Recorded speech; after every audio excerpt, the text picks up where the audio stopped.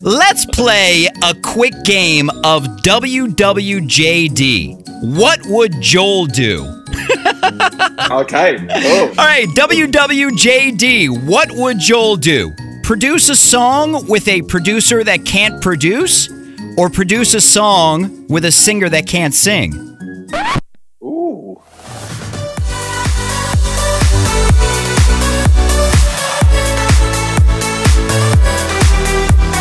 Corry, welcome to America's Dance 30 for the first time. This is actually the first time I'm getting to chat with you. That's it. Thank you so much for having me. And it's great to be here and excited to catch up. Well, let me ask you the most important, honest, hard-hitting question I have for you. Are you tired of making number ones? I'll never get tired of that. I mean, it's just incredible. It seems like everything Joel Corry does turns to gold. Oh no, stop it. I'm just literally got my head down, working hard, loving every minute of it, and just grateful for all the support I'm getting, and just really happy that people are, connecting with these records and loving them. Now, how did Bed come together with RAYE and David Guetta? So last summer, I was in a studio session with a songwriter called Jin, and Jin works a lot with RAYE. They write a lot together. And Jin was like, let me play you some of RAYE's demos. And I was like, yeah, definitely. I'm a big fan of RAYE. And she played me about 10 different ideas, but there was one that caught my ear that really stuck out to me, and it was Bed. It was just the chorus with some chords behind it. But as soon as I heard it, I was like, that's got magic. Like, I had a vision for it straight away, wanted to work on it. So that night, I slid into RAYE's DMs, you know me. And I was like, RAYE, I've heard this Bed idea. I would love to work on it. I think it could be a smash. And she came back to me and she was like, oh, I kind of had forgotten about this, And she was like, actually, I wrote this idea with David Guetta. And I was like, oh, God, well, I can't exactly just slide into his DMs, you know what I mean? I'm going to have to play this one a little bit differently. So I sent David a really nice email, and luckily he knew who I was. He was a big fan of Head and Heart. He actually remixed Head and Heart under his Jack Back alias, which is his more underground alias. So, yeah, he came back to me. He was really up for me working on it, and literally 2 weeks later, me and RAYE got into the studio together, wrote the rest of the record, added my production, and that was last June. The record was released in February. So, I worked on this record for like 7 months until it was finally ready. And yeah, I'm just so happy to get it out in the world now, and just very, very grateful for this opportunity to work with RAYE and David Guetta. How many versions of Bed are there? Oh God, it was a bad one. I'm not gonna lie. It was up in the 20s for sure. Wow. And then we got into like the mix and mastering stage, and that, yeah.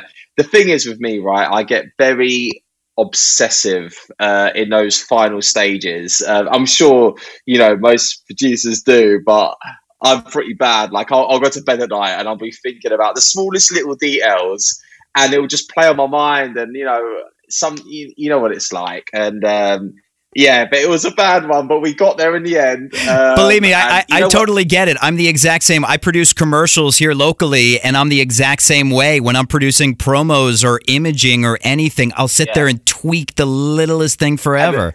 And then you're bouncing or exporting it, and you're like labeling it final. Yes! This is the final. P.S. There will probably be about 10 finals of this video before it hits YouTube. Oh, God. Well, Joel Corry. The stress. Yeah, right, that we put on ourselves. Let's play a quick game of WWJD. What would Joel do? Okay. Oh, all right, so would Joel Corry rather play live in front of 50 people or 50,000 people? Easy question. 50,000 all day long. Yeah, it's actually a tougher question than you think, because it kind of tells what kind of a person you are. Because I hate being in front of like small gatherings, but in front of like 50,000 people, I'm good to go. There's something really nice about having an intimate event though, like especially during like the last year, I've had been doing like live streams with just maybe a few people around me, and you can get a nice vibe, especially if those people are really like music enthusiasts and they're there for the set.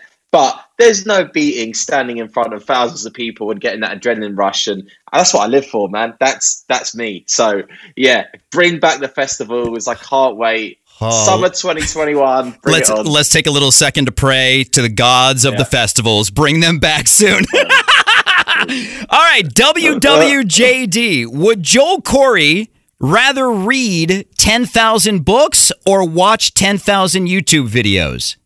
Easy. Watch 10,000 YouTube videos. I actually, you know what? It's bad, right? I actually can't remember the last time I like read a full book. It's the truth. Like, that's not probably a good thing, you know. It's not that I don't like reading. I just don't feel like, you know, in today's world we're so busy and stuff. And I think to read a book and really get into it, you kind of have to set time aside and, you know, commit really. But YouTube videos, you know, I'm sitting on my phone all day watching random stuff. You just go through the rabbit hole. Absolutely. But I'm the same way with books because my attention span is just so small that unless the chapters are really short, I'm already thinking about 10,000 things afterwards. Yeah.